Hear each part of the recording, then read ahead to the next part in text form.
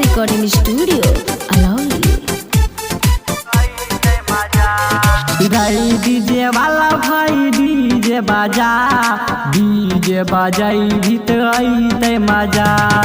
रही डीजे वाला भाई डीजे बाजा डीजे बजाई भी तो अइते मजा। पूजियो हो तायल छै हो कजली तायल छै डीजे के बेस पर सबके नचा। रही डीजे वाला भाई डीजे बाजा डीजे बजाई भी तो अइते मजा।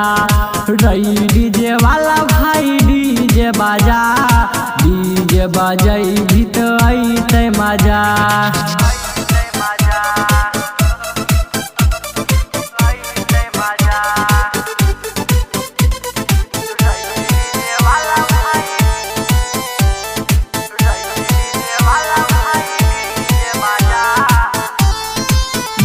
रिकॉर्डिंग स्टूडियो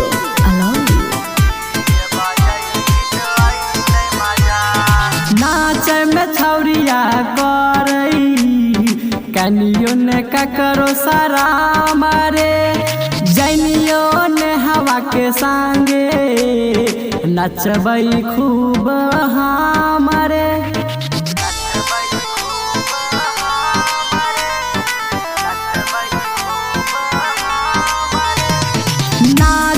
छौरिया करई कनियो ने ककरो सारा मारे जनियो ने हवा के संग में नचबई खूब हमारे।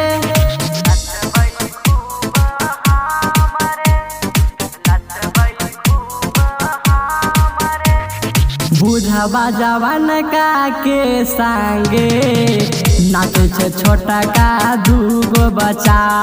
बुढ़ावा जवान का के संगे नाचे छे दूगो छोटा का बच्चा। जल्दी से डीजे के बेस बढ़ा जल्दी से डीजे के बेस बढ़ा। रही डीजे वाला भाई डीजे बजा डीजे बजाई भी तो अइते मजा। रही डीजे वाला भाई डीजे बजा रही डीजे वाला भाई डीजे बजा डीजे बजाई भी तो अइते मजा।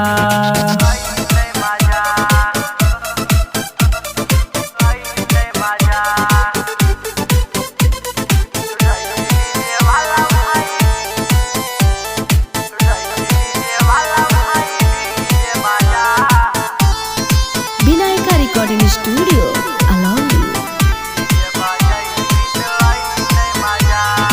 मामकेश दीवाना के गाना ले करे छे पबाली के सोर रे। डिमांड करे पूरा नैता देतौ हेलो जन फोर रे।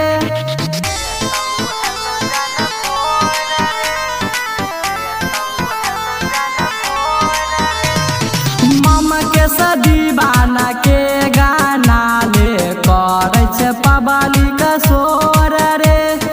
डिमांड करे पूरा नैता देतौ हेलो जन फोर रे।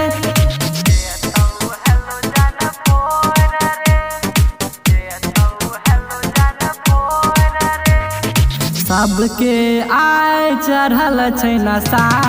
रही डीजे वाला भाई डीजे बजा डीजे बजाई भी तो अइते मजा।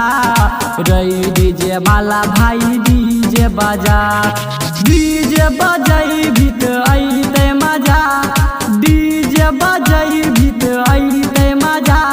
रही डीजे वाला भाई डीजे बजा रही डीजे वाला भाई डीजे बजा डीजे बजाई भी तो अइते मजा। रही डीजे वाला भाई डीजे बजा डीजे बजाई भी तो अइते मजा।